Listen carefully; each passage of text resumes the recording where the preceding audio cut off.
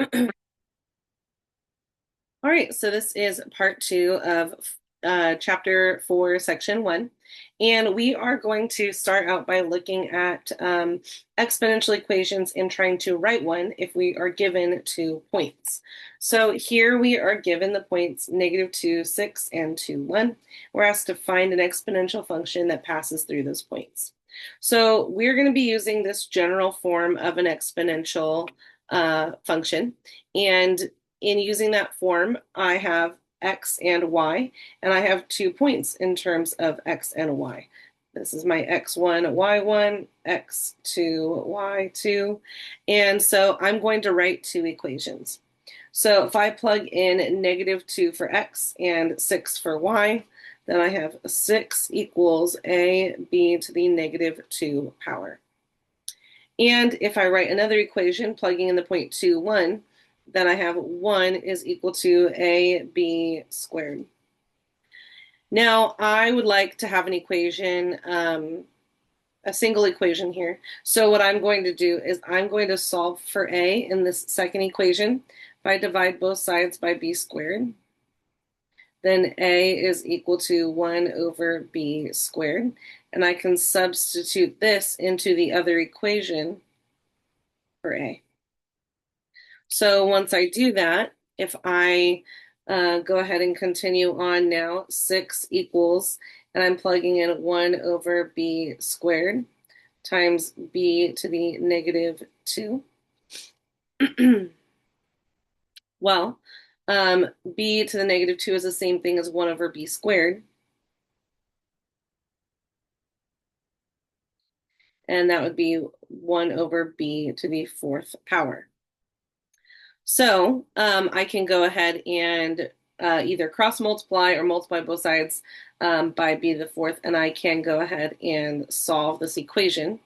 If I flip both sides of my equation, I end up with b to the 4th power equals 1 over 6.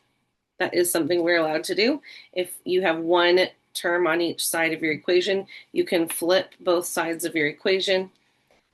So we have b to the 4th is equal to 1/6, and I can take the 4th root of both sides. So b is going to be equal to the 4th root of 1 over 6, which when we type it into our calculator, we will get, you go on your calculator to, math, and you go down to this button here. That will allow you, let me delete that, do the 4th root. Yikes.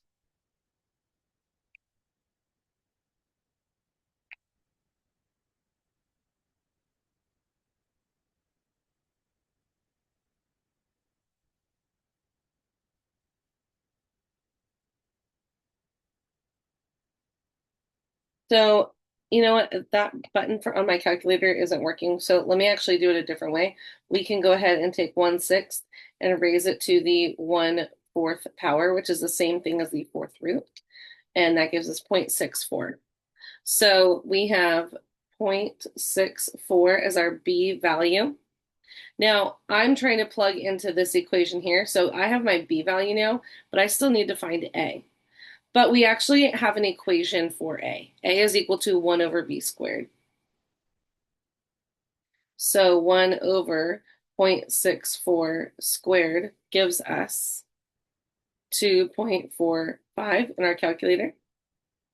And so we have our a value and our b value, and I can go ahead and plug into a b to the power of x. Y is equal to 2.45 times 0.64 to the power of x. And that is the exponential equation that passes through these 2 points. All right, so the next thing we're going to take a look at is an application of exponential equations. And this is one of those topics in math that is really applicable to real life. So let's consider if you have, let's say, $1,000 and you are wanting to invest it in a bank. And so you are shopping around looking at different banks, and you find a bank that will compound your interest earned one time a year at an interest rate of 5%.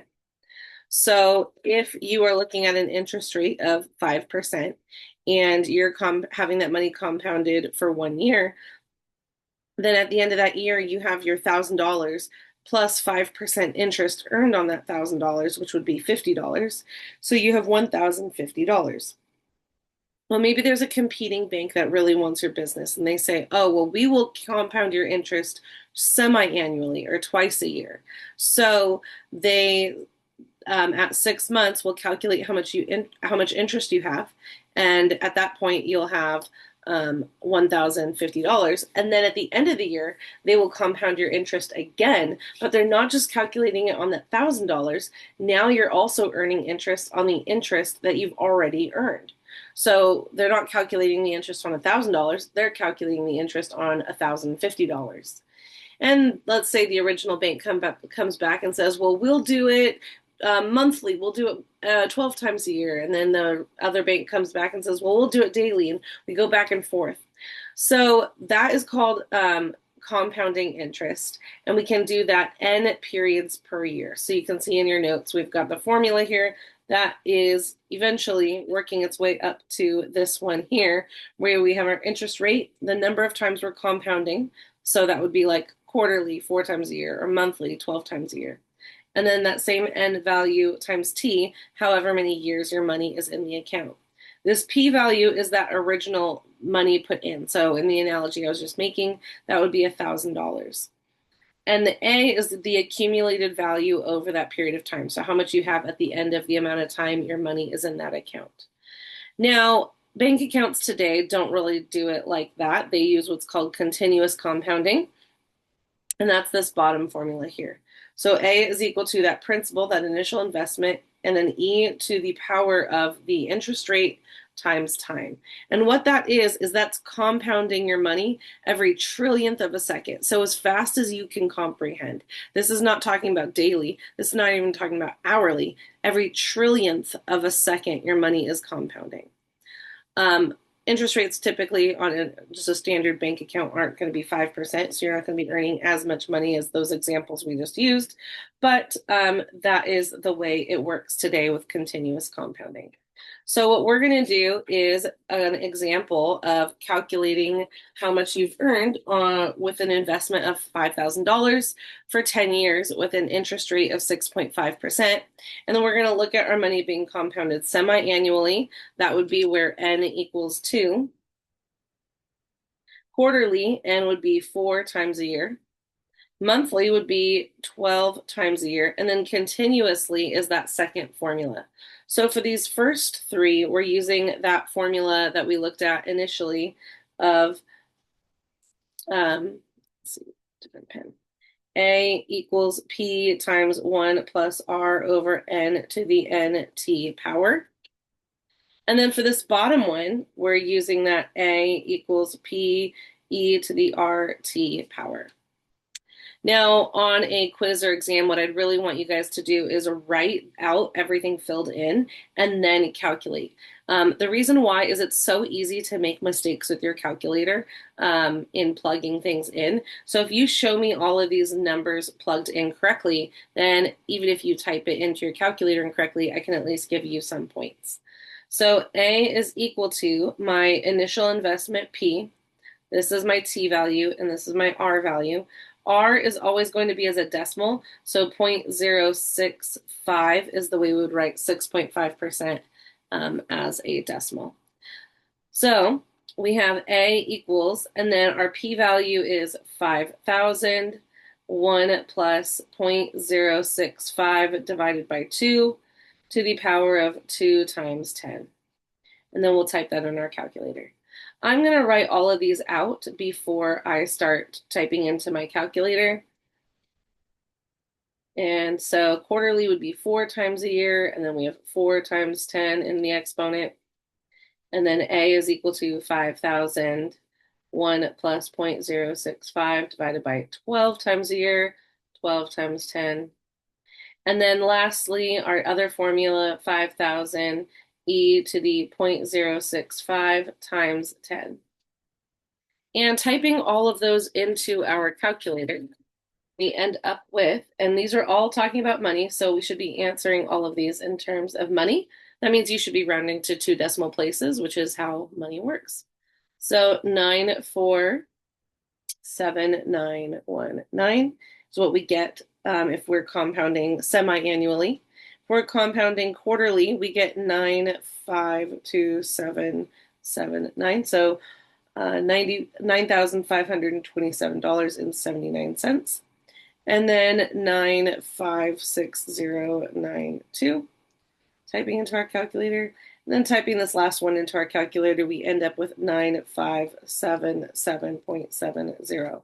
So as the amount of, as the frequency of our compounding increases, the amount of money increases, which is what we would expect. The next example says a 529 plan is a college savings plan that allows relatives to invest money in money to pay for a child's future college tuition. The account grows faster tax-free. Lily wants to set up a 529 for her new granddaughter and wants the account to grow to $40,000 over 18 years. She believes that the account will earn 6% compounded semi-annually to the nearest dollar. How much will Lily need to invest in the account now? So we know how much she wants to have over that 18 years, but we don't know how much she has to invest right now. She wants to know how much she needs to invest right now. Now it's saying that we're going to be doing this semi-annually, so I'm going to be using A equals P times 1 plus R over N to the NT power. I'm going to be using that formula. And I'm going to plug in the things I know. I know we want it to accumulate to $40,000. We don't know what our initial investment is. I know my interest rate is 6%, so 0.06. I know that it's being compounded semi-annually, so that's twice a year. And we know that this is going to be in the account for 18 years, compounded semi-annually, so twice a year. So we know all of these things here. So when I type in 1 plus 0.06 divided by 2, raise that to the 18 times 2 power, I end up with 2.9. And so then we will divide both sides by 2.9. And we end up with P being equal to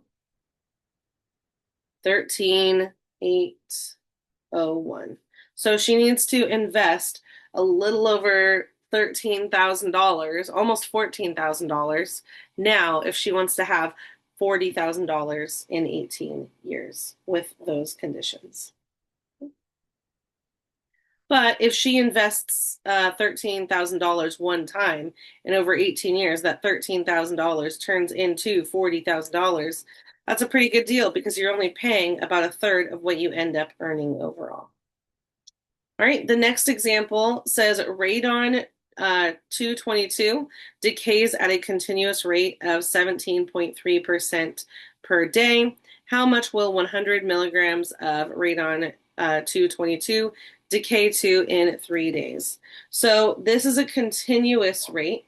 A equals PE to the RT power. And so we want to know what it will decay to in 3 days. So the initial amount was 100 milligrams E, and then the rate is it's decaying at a rate of 17.3% per day. So because it's decaying, it's going to be negative, and 17.3% is 0.173. So my exponent here is going to have 0.173 times, and then in 3 days, so times 3. So typing all of that into our calculator, you should end up with 59.5 milligrams. So almost half of it will have decayed in 3 days. And that problem takes us to the end of section 1 and 2.